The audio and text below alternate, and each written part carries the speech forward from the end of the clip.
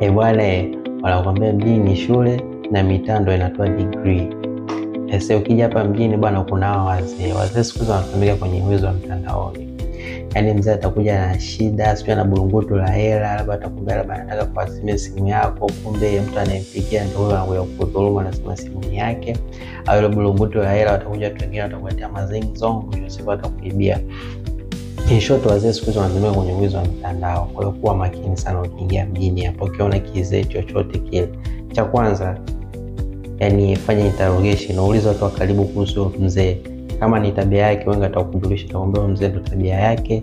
Alafu chengine, yani ndio kama unapenda kusaidia basi kuwa makini sana. La sivyo, kama unataka kuwasaidia wazee, nenda kwenye vituo maalum, vipo vituo kibao vya kuwasaidia wazee. Ukienda huko utawapa misaada ambao unawataka. Ila wazee ambao wako mjini wanao makini sana.